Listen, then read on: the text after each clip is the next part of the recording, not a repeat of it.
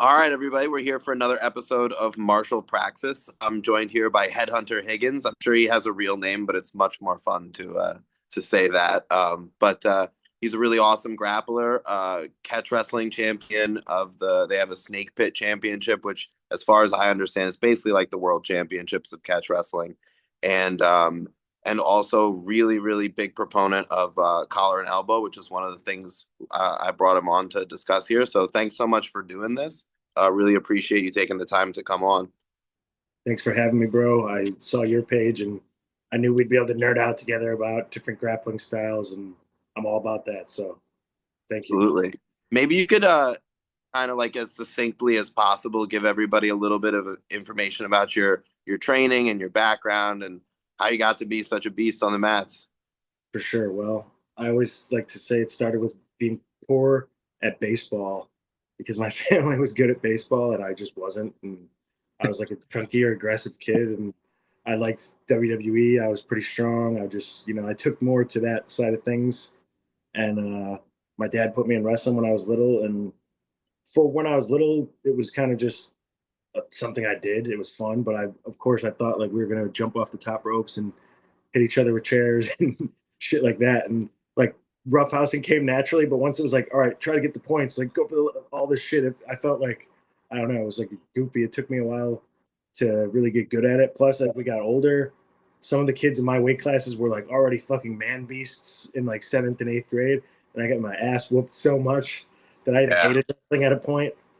But I found MMA around that time too, like eighth grade, freshman year of high school, and then I took it serious. I wrestled that whole time in high school. I was okay. I was nothing special. I was like ranked, and I never won state or anything big or anything like that. But then I made my way into MMA, Jiu-Jitsu. The grappling side of things started clicking a lot more once I was exposed to, if you will, the flow stateness of Jiu-Jitsu or the yielding side of fighting rather than in wrestling just trying to overpower the guy sometimes and like maul him. Jiu-Jitsu Yeah, gave me like a much more fluidity and absolutely. understanding to that side of the grappling.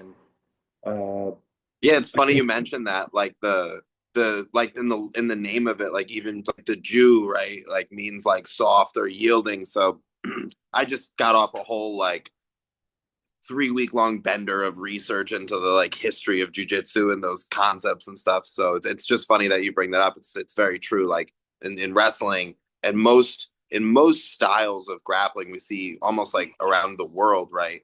It's like this very combative, like head to head thing. I think it's almost like exemplified in people's notion about sumo or even like arm wrestling, right? And the funny thing is you get into these things. Like I went to an arm wrestling practice last weekend and it it was so complicated. I'm like, there's at least like 1,000 moves. And I'm like, how is it that just with my arm and wrist that there's the same number of moves as there is with the rest of the body? Like there's just this yeah, insane complexity. So, you know, most of these styles of wrestling, we're just going head to head. But jujitsu is kind of unique in that it emphasizes that yielding. So it's cool to hear you say that maybe like, you did wrestling and you weren't so into that just banging, and then when you found that concept of like maybe we can use circular movement and avoid the person's strength, that now this opened up a new world for you.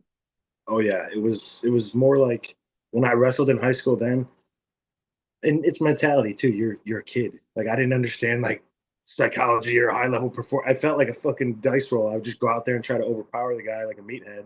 Sometimes it would work, sometimes it wouldn't. And of course, I wrestled since I was young. I knew moves, but the yielding side, like the flowy state, like the only thing I understood of that concept was a lateral drop for a while. But then, Yeah. yeah, jitsu, the submissions, I loved grappling. So Do you jujitsu, think really, and there's any chance that like your the level of the coaching was responsible for that? Like I remember when I wrestled in like seventh grade that my I had like a swim coach for my wrestling coach and I hated it. And that now I study wrestling and I'm fascinated by it and I'm so into it. And I'm like, I wonder if it was just that like he didn't really know anything and he kind of didn't show me any moves and that's why I was having such a hard time and not enjoying it.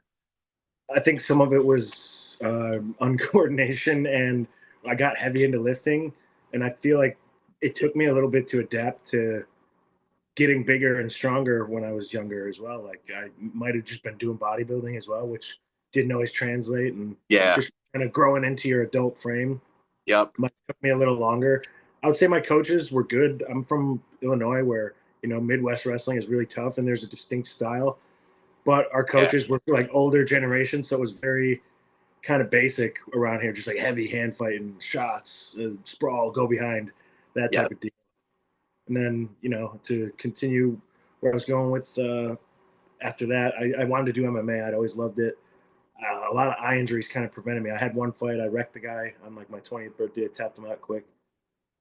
I took a little hiatus because my eyes just kept getting injured. I was always taking eye injuries, and Huh.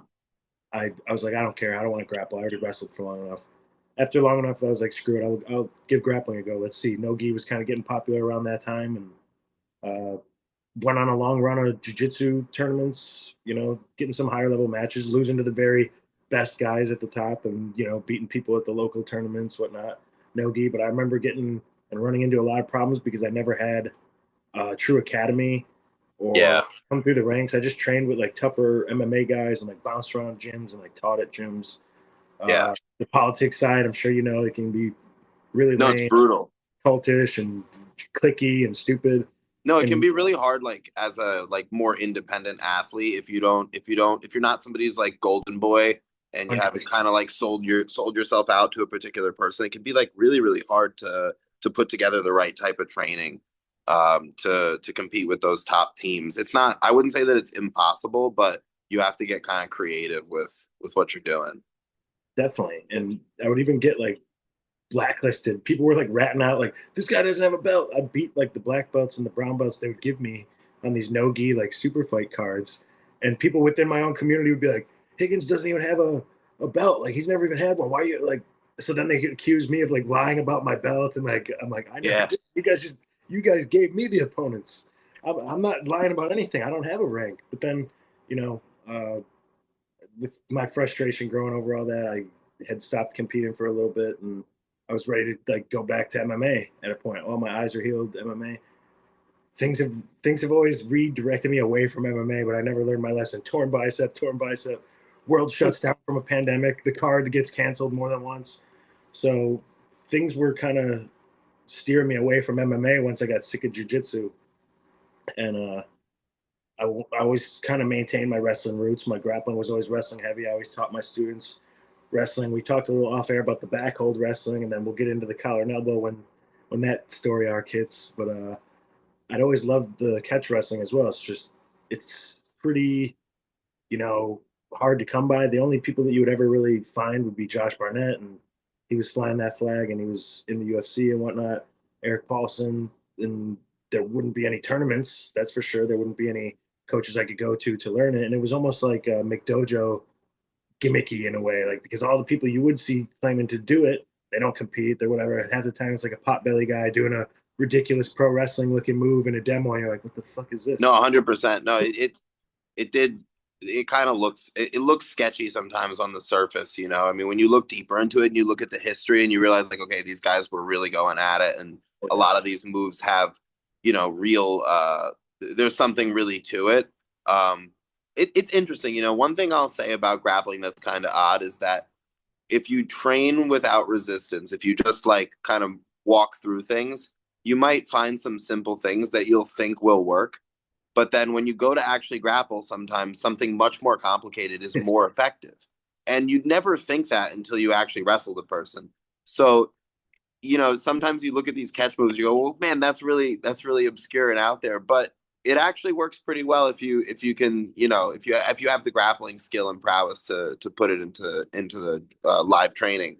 But some of these simpler things that that looks fine, you actually go to try it, doesn't work so well. So it Yeah, sometimes doesn't exactly appear how it is. right. And the whole idea of you know, like we talked before, wrestling is like aggressive approach, get after them, go, hunt the attack, try to win, try to dominate.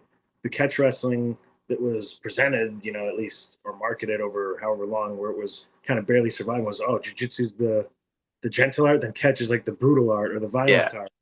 And I guess back then it would have been it was like just catch whatever you can and break it off. Like snatch a double wrist, snatch a neck, snatch face lock, whatever. And I like that. I always like the aggressive style. I'm a metalhead too, so brutality appeals to me.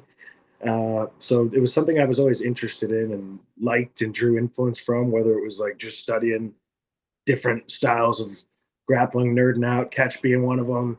You know, the backhold, Chinese wrestling, Mongolian wrestling, Indian Kushti. I would always be looking to break up the monotony. One, because like I said, I was kind of getting sick of jujitsu, and it's just interesting all the different expressions and what you could take from them and add to your own art. And being into my Irish ancestry always too, and trying to draw like influence from like Celtic warrior fighting Irish type of shit. But I'm like, they don't wrestle there.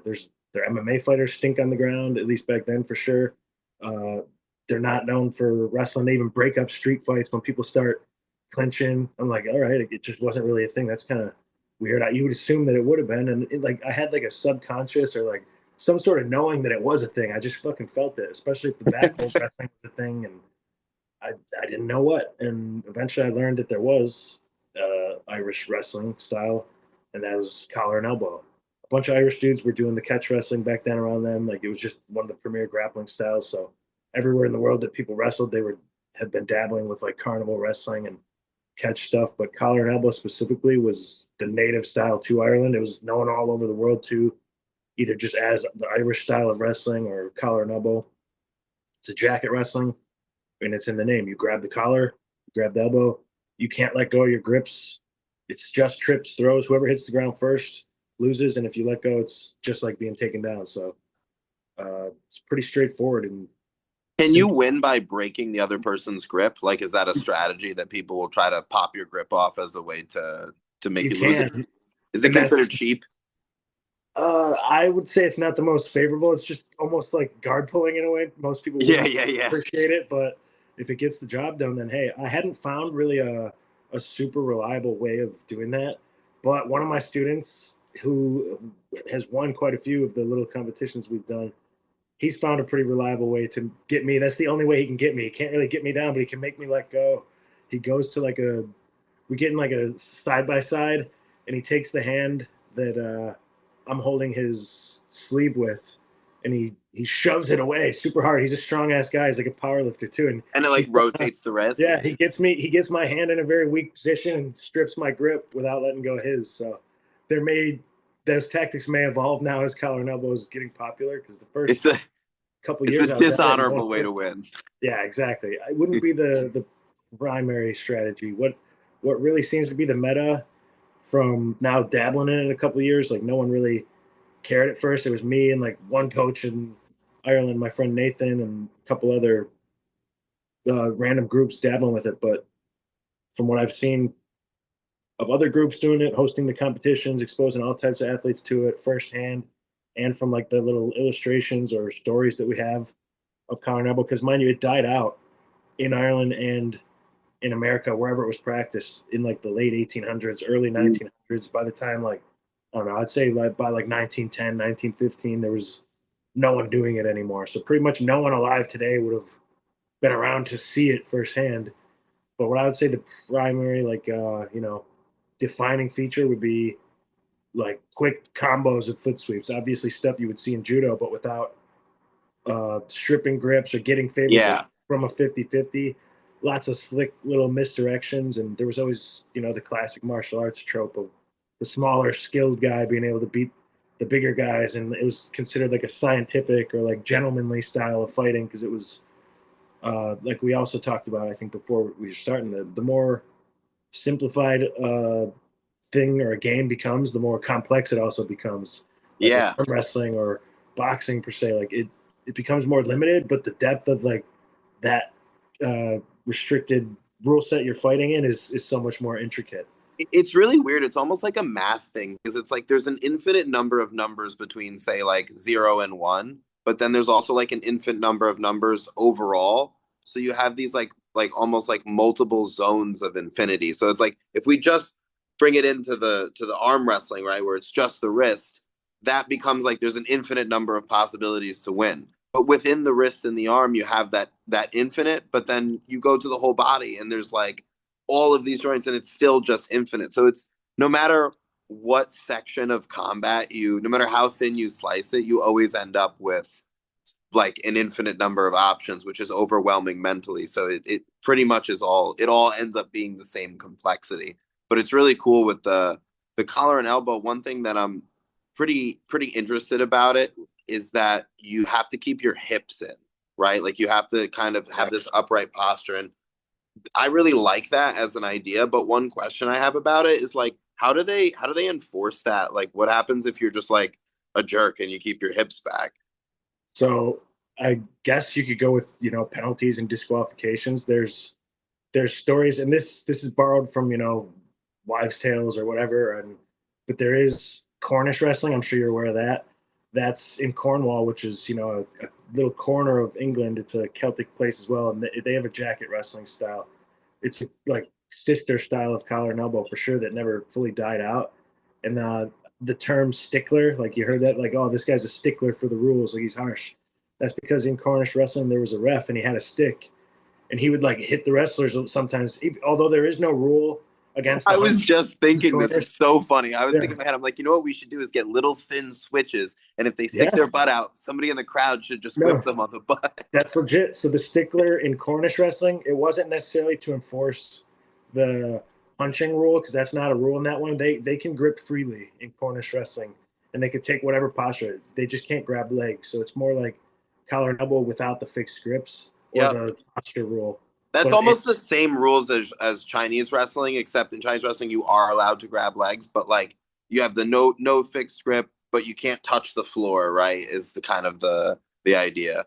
do you straight just double leg the guy, or do you have to have a jacket grip and a leg grip or something? You can straight double leg them, you just can't shoot onto your knee. Right, that makes sense. Nice. Yeah, it is. It looks very similar. I like the short jacket, short sleeve jacket that the Chinese wrestling has. It's pretty cool.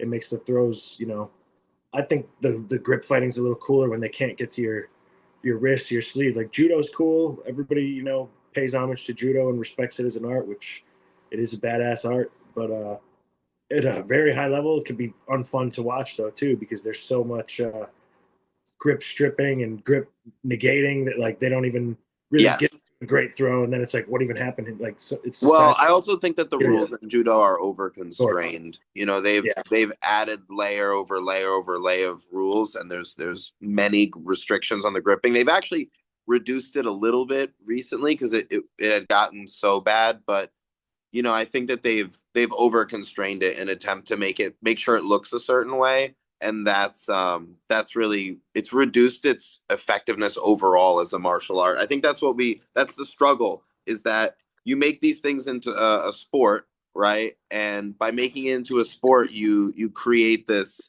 way to keep things live and keep them really viable. But then as it becomes a sport and maybe if money gets involved and people start caring about winning and losing, people start gaming the rules. And you have two options there. You can kind of just let them do it and see if it sorts itself out, or you can start adding rules to try to stop it.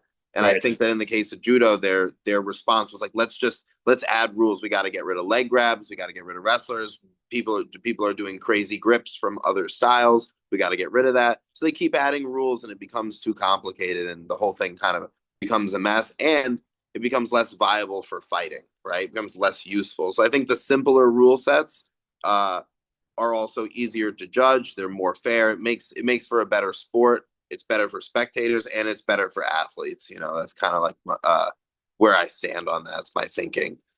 I agree, bro. And this is a funny thing I've thought about a couple times too is how they settled on the rules of collar and elbow being like super fair. Obviously, like they did away with all the grip fighting and like that. I imagine two quarreling, disagreeing, probably drunk Irish dudes once upon a time. Like, no, no, that's bullshit. You don't fuck. No, we just settle on these grips and we go from here. Like, you don't Yeah. switch, no grabbing this, no that. Like, just fucking do it. Like, It's like a sort it out. weird like backdoor to genius, It because is. it's like, oh, it's so simple because then we can't argue. We're just gonna hold this. Now we don't need to say which grips are legal, which grips are illegal. We know how we're gonna start. It eliminates a whole bunch of problems. And the hips in thing makes it so that it's active. Yep. That makes it so you have to fight. When people bring their hips back, it can become very stagnant because you have that defensive head position, And Mm-hmm. there's obviously ways to break that, but the easiest way to break that is to reach over the back, in my opinion, and start kind of grabbing the belt and going over. And you can't do that in collar and elbow. So it's Right. great that they make people stand up straight. Yeah, that would be like the stalling. And so yeah, we have actually had at my promotion Wrestling Wars when we've done collar and elbow. First off, the spectators have loved it because it is a pretty action based style when the guys are actually going for it. But yeah, we have a stick ready, and me and my friend Nathan, who I referenced, we've started a collar and elbow like federation to make it so people could run their tournaments or you know train a certain way for the rules. It's very simple. Laid out some of the calls and stuff in the Irish language and the techniques in the Irish language, and we're gonna instead of having the referee with a striped shirt, he'll have a shillelagh ready to Oh, give it's awesome. wrestlers a smack if they're not standing upright. But they also used to arm the collar and elbow refs with a whip, not for the wrestlers, but because there'd just be like a crowd of people like surrounding the match, going crazy about bets and like getting out of hand. So he'd like whip to keep people away to keep Oh the my ring God, going. that's so Yeah, awesome. dude, there's some insane lore. Like one match was going on like 5 hours or something, and these guys were battering each other's shins because they could.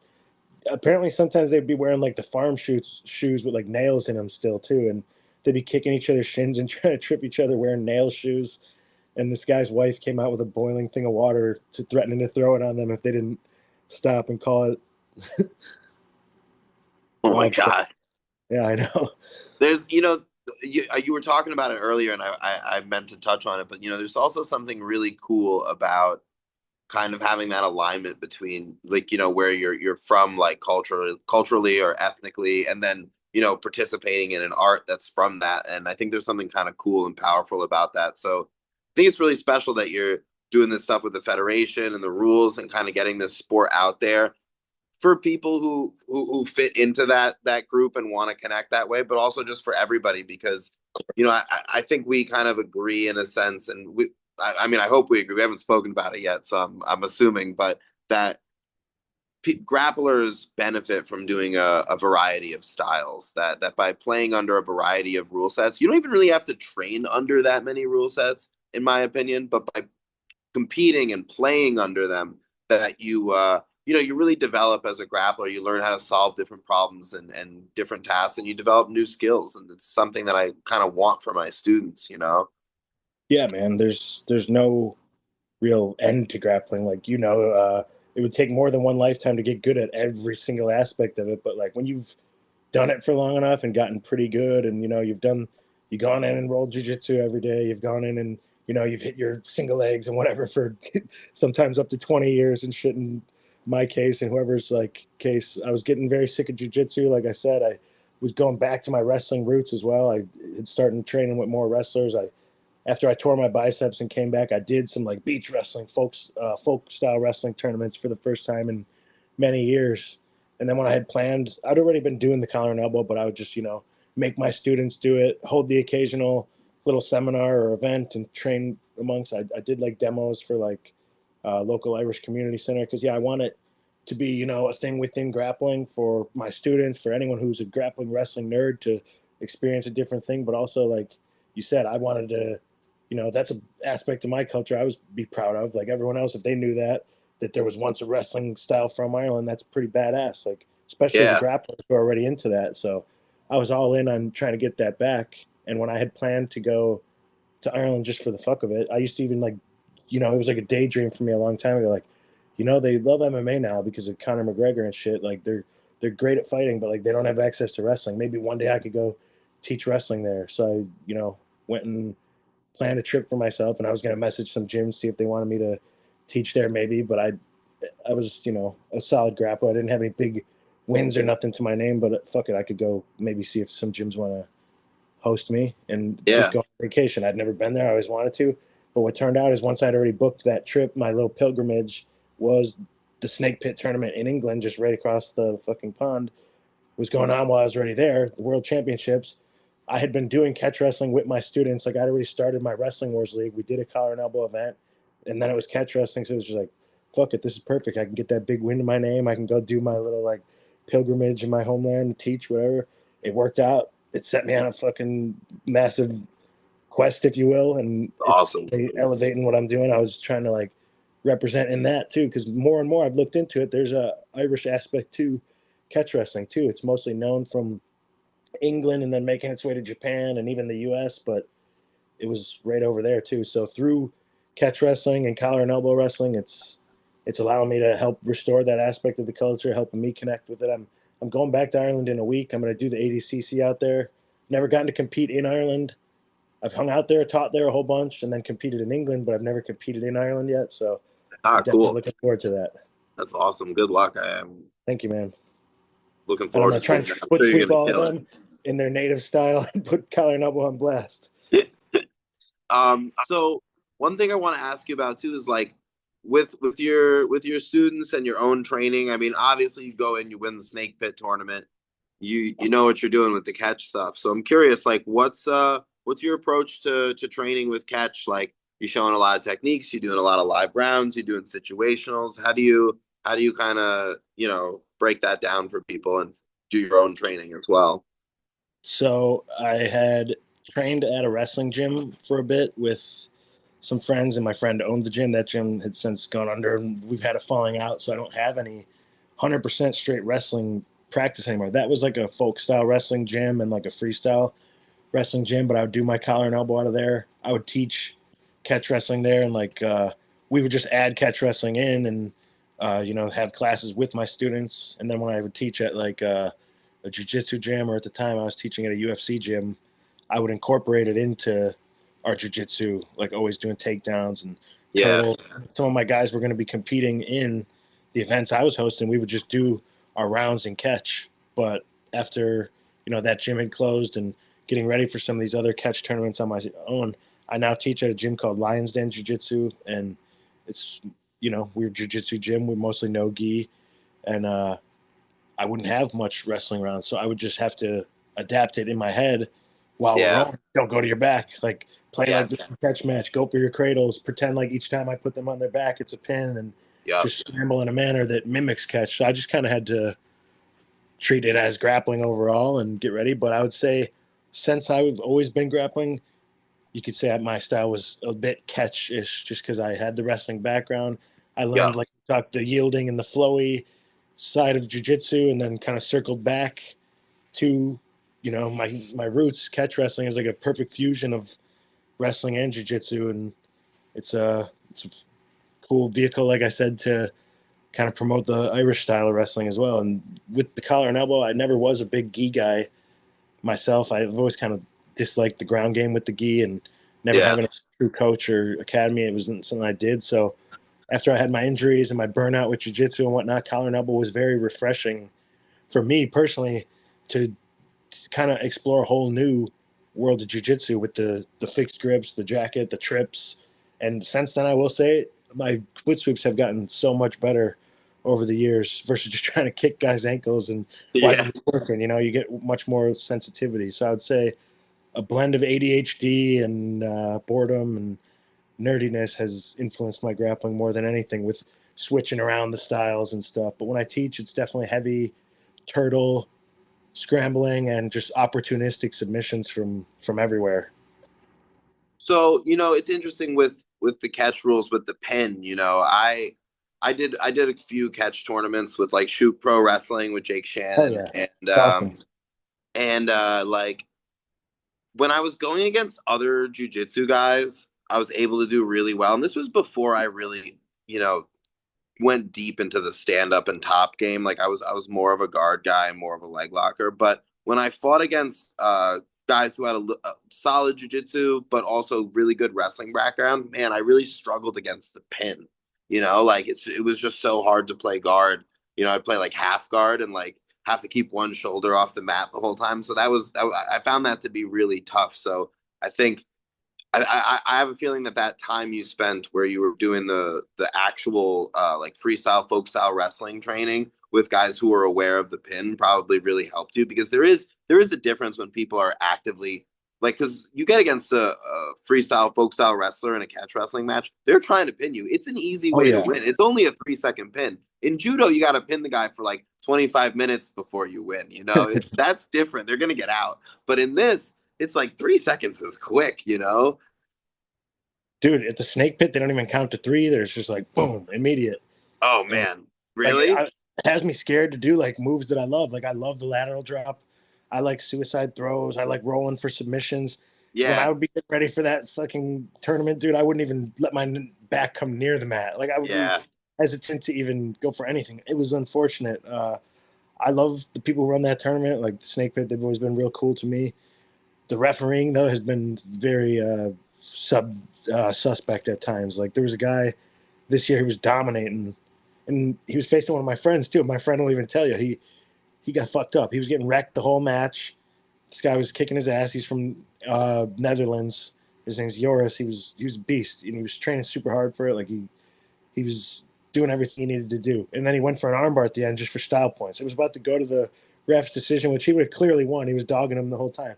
Tried to go for style points for an armbar, and he put the other guy down. He put the other guy on his back going for an armbar. It wasn't even like he was being stacked or the armbar being defended. It was just, you go for an armbar, your own shoulders kind of go down. And they called the pin against Joris, who was going for the armbar, literally dying seconds, that the guy who just got dominated, thrown to his own back, his arm extended, somehow pinned this guy. And yeah, that I don't like that. It's yeah, like I think in all the niche sports, right, we have troubles with this because it's a smaller group of people, smaller sample size, there's less tournaments, there's less time to work out all these kinks with the rules and stuff. When you have thousands and thousands of athletes and lots of tournaments, it's easier to sort this stuff out. And I also think that the pinfall rule, you have different types of rules and some of them are more objective and some of them are more subjective. Like you're not going to whip out a stopwatch in order to determine how long the yeah, pinfall is, whether it's just touching. Just touching is probably the easiest thing to judge, right? But even that can become subjective. And then there's the issue between like martial art intent and combat sport, where it's like for a sport, you really need rules and you just judge it by the rules. If their shoulders touch, you lose, right? But then this is also kind of has this martial art element where it's fighting, and we don't really like that because the idea is that he was in control of him and doing the armbar, he was winning, right? So it shouldn't be that then all of a sudden he loses while he's yeah, in control of the other guy. It doesn't make any sense. So it's tricky. Like I think that's an issue where they have to really look into the rules and say we need to fix up these rules so that we have an objective way to determine who's in control. Like in ADCC, they have an easy fix for this. They just say if you're going for a submission, right, then you don't lose the points, you don't lose the right. pinfall. I think yeah, the more rules too, and like what I don't like in my league, Wrestling Wars, we do the 3 second pin. Whether you're holding a submission or not, it's 3 clear seconds. Like if you get your shoulder up or kick out, if you will, the count would reset. It's not perfect because again, the referee could maybe call the 1, 2, 3 where someone did have their shoulder up or whatever. That's not as final as making someone tap or for say sumo, you got pushed out of the ring. Yeah. You go in the Even grip, you that got put stuff though, down. you get in the weeds and sometimes it gets confusing. But the nice thing with Okay. the 3 seconds, you have time, right? So like if Yeah, I'm doing the exactly. armbar, I could say, oh wait, let me get my shoulder off the Yeah. mat so I don't. So that I do like, but then to circle back to the fixed grips, whether it's the back hold, collar and elbow, or like belt wrestling, yeah, you're left with these simple rules, and if you break them, you lose. Like you don't like it. Sorry, you threw the guy, you hit your ass first, sucks, you lose. Yeah. You might have ended up on top, but if you hit the ground first, like you fucked up. Honestly, I think like it sounds like weird, but I think a lot of that comes down to like rules meetings. Like number one, athletes they got to be present for rules meetings, Yep. and rules meetings have to be like clear and comprehensive. They have to give out those things because I think when athletes get frustrated and upset and don't enjoy things is when uh, they don't understand why they're losing or what's happened. And I unfortunately in all of the small sports in Chinese wrestling in collar and elbow, in all of these different things where there's not a lot of people in sumo, that stuff happens more. And it's part of the reason why I think it's smaller. When you look at something like jujitsu, one of the biggest things jujitsu has going for it is the simplicity and clarity of the rules. We have the reaping thing, and that's kind of the only thing that people really ever Yeah. get confused about. So I think that leads to more enjoyment and you get more participation that this way. And it's kind of my own soapbox relative to these smaller sports is that we have to really try to do a good job of clarifying these things, making sure everybody knows what it is, and that they're fair and objective, and that way we can get more people in this because these things are fun. It's a lot of fun to go and compete in something, especially when there's less at stake. It's like, oh, I'm a jiu-jitsu guy. I'm going to do collar and elbow. Like, let's just go give it a shot and have fun, And there's something really cool about that. But then sometimes I'll go to do that, and then I have bad experiences with something, and I'm like, man, like, why are they so silly with this? You know what I mean? It's like in sumo, if your hair touches, you lose. It's like, Oh shit. is that's kind of silly. Like, I mean, I don't have any hair, so I don't have to worry about it. But maybe my beard. I've never heard of that. Before. That is wild. I was at a tournament over the weekend too. The judging and the rules was very inconsistent, which is annoying. But I'll ask you, since we were going back and forth on this, can opener, advanced move technique, band, not what do you think? So I my I think that all of these concerns that people have about safety are kind of silly. So I think that when you're dealing with advanced grapplers, that we can do whatever. We can do neck cranks, we can do wrist locks, we can do mirror locks, we can do flying scissors, we can do flying scissors in the gi, we could reap in the gi. As long as people are familiar with what's being done to them, they'll be able to react and deal with it accordingly. What happens is certain things are banned or shunned or not allowed in gyms, right? Or maybe they should be reserved for more experienced people. But either way, people aren't doing it and they don't have the experience with it, and then that's when you get really hurt, right? Even Yeah, like something like a flying scissor, people just have never done it, trained it, practiced it. It is more dangerous than a single leg, but it's the most dangerous when you have zero experience with it and you don't know how to do it properly. You don't know how to receive it. You've never seen it or done it. That's when it's really dangerous. So I think that something like a can opener it's not something I want all my white belts doing to each other in the gym, right? Like, I don't think that that's ideal, but I also think it's okay for people to do it a little bit and learn to deal with it. And I encourage that type of thing. Like, it's like, okay, like, this person's doing this thing. Like, how do we deal with that? Like, is there a way to stop the can opener? Is there a way to counter it? Right. I'm interested in that process more than exactly. banning moves. It's usually just open your guard, but our guy got fucking disqualified as soon as he went for. I don't even think he knew that he was going for that. He was just like spazzing out in a. Yeah. It was a intermediate or a beginner match, but like he didn't even maliciously try to fucking submit the guy either. But they were like, no, done, done, done. Not even a warning or nothing. So that was kind of Yeah. lame. I think in an intermediate or beginner match, you should be given a warning unless he executed it with like really like aggressive, fast, like he's grabbing, he's like bam, and Yeah, like no, trying to like Pez dispenser the guy. Like that maybe you could say DQ, but I'd be like, stop. That's not allowed in this division. It's a beginner intermediate match. I mean, I was in a tournament. This guy was a beginner thing, and this guy was blatantly reaping. I mean, he was in single leg X at Rimiyashi, and he was just throwing his leg across. And he did it once, and the ref's like, "You can't do that. That's reaping." He's like, "No, it's not." And then they go again, and he does it again. And the ref's like, "You can't do that. That's reaping." He's like, "No, this isn't reaping. What are you talking about?" I'm like, I said to him, I was in the crowd. I was like, "Listen, like, if I'm a coach, if I was teaching people what reaping was, I would do what you were doing. Like, that's a textbook example of reaping." So he obviously didn't know, but then he just kept doing it. So then the third time, he deserves the DQ, but yeah, he had two chances to stop. definitely. And I wanted to ask, how many competitors were at the Shoei Jiao tournament? We had about, I think it was like 30 or 40. It was a solid turnout. That's sick. Yeah, yeah. When all things considered, you can actually get a good group together when you plan it right and you put the feelers out, and it can be done. The Schweijiao in New York, that tournament, we had it last year and this year. I think it's growing quite well. Are you in New York? Yeah, yeah, yeah. I teach out of Portchester. It's like right Nice. outside the city. What's the primary discipline that you teach? Majority of my classes are Brazilian Jiu-Jitsu, but I kind of like mix things in depending on what my focus is at the time. If I'm doing more Mongolian wrestling or Chinese wrestling or Tamiki Aikido, I'll take little things from that and mix them in with the Jiu-Jitsu that I'm doing. What's the favorite as of late? I just got off a big. I was doing a lot of Aikido. I was testing for my black belt, so I had to do a lot of study and do a lot of katas. So I was really focused on that for a while, and that got me really studying like old judo and old Japanese jiu-jitsu.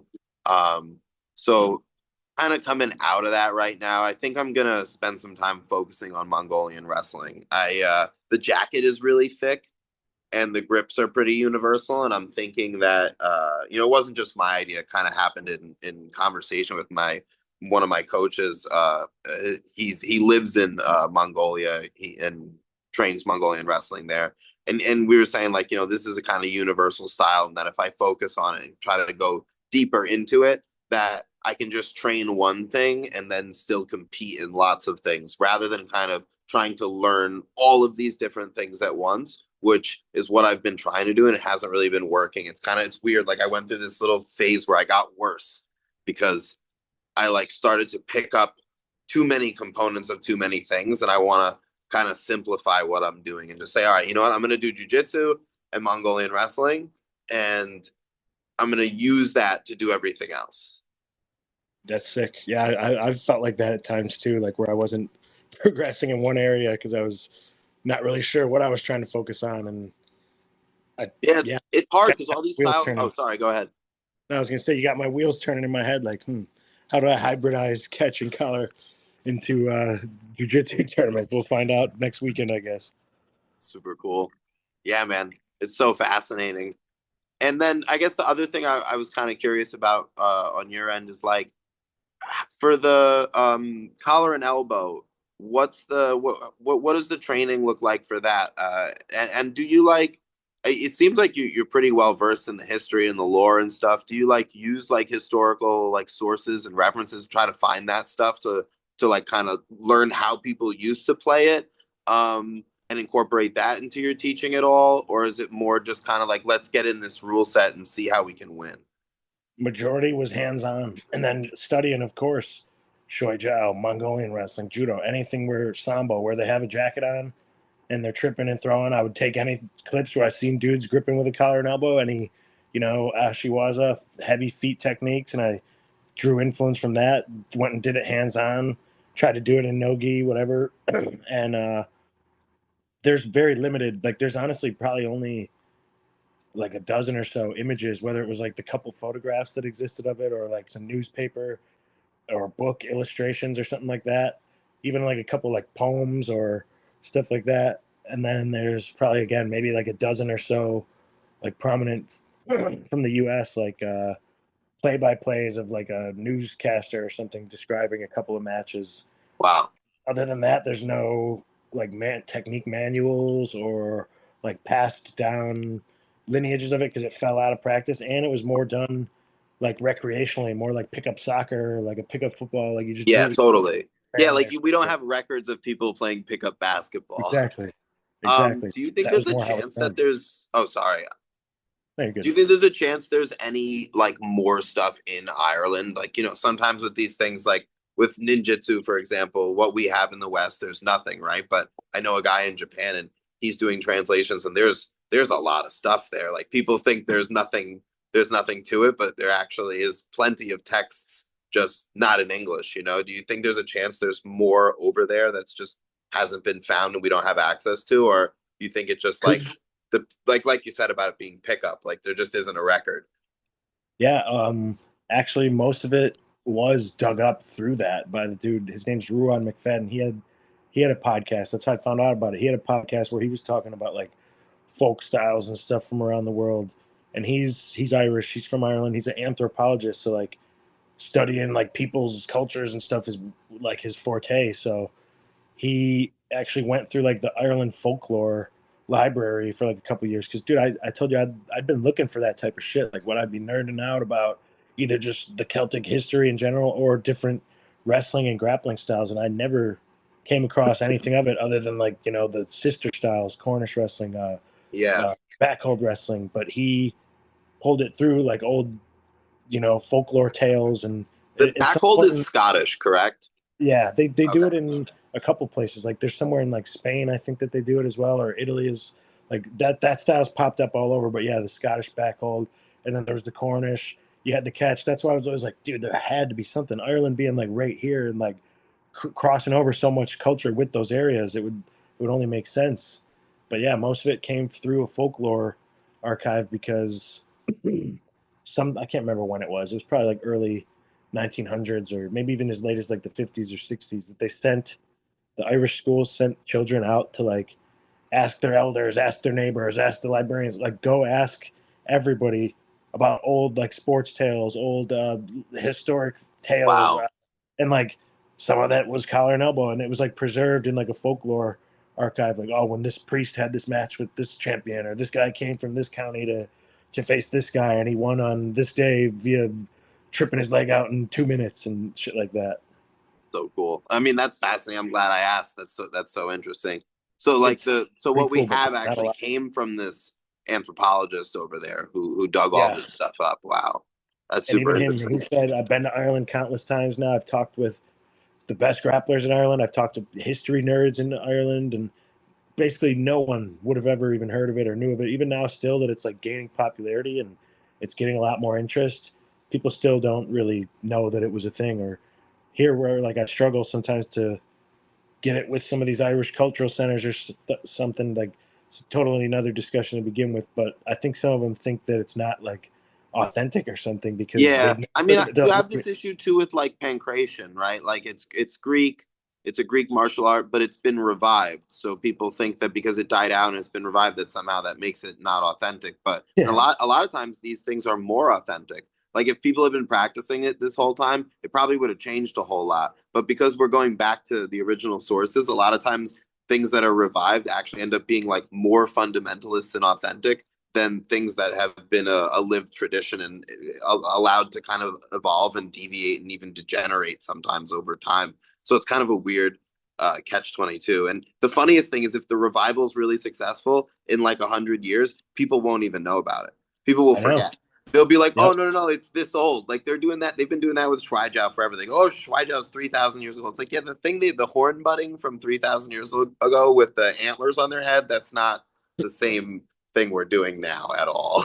Yeah, they as long as it does make it back, which I think at this point we could say it is back, and Ireland can have a wrestling and grappling culture of its own. But when I was talking to Ruan too, just kind of nerding out with him, and like you would know too, the ritualistic mix of like a bunch of other wrestling styles.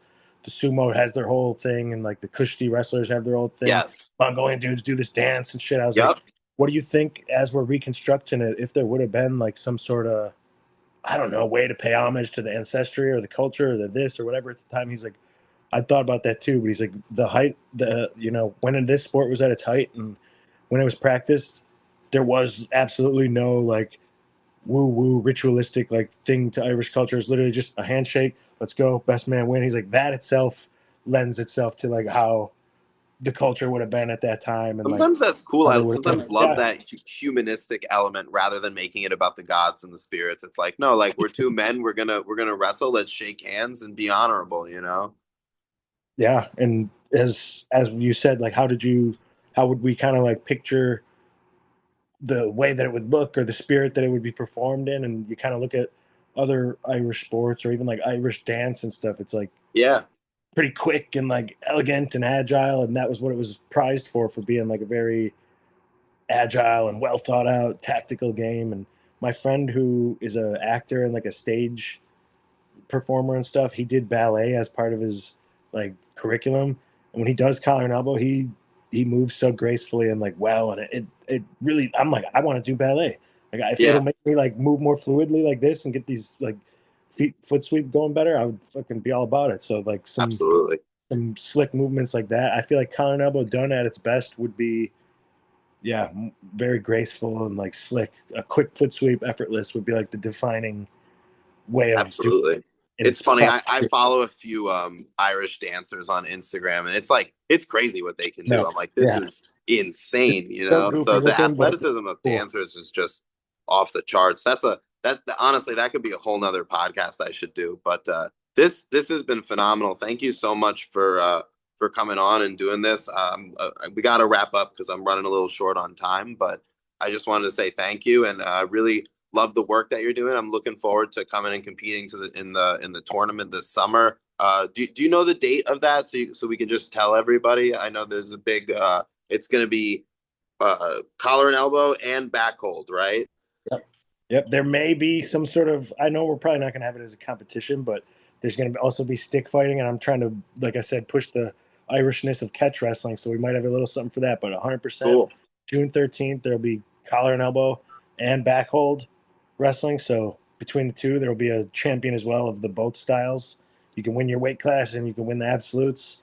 If there's a, East Coast jacket wrestling community, which there seems to be. If you guys got the Mongolian wrestling and the Yeah. Georgia, I hope it's going to be a big one this year, and we get a lot of different expressions. There's a group of guys too in West Virginia where most of them are weapon. They're like fencers, which Yes. is going to be an interesting take on it as well. Because then the mindset they're bringing into it is more about like striking and fencing and Yeah. feinting. So it's going to be super cool. Very cool. Well, thanks again, and this was Thank you, awesome, man. man. Have a good one. Bro, you too.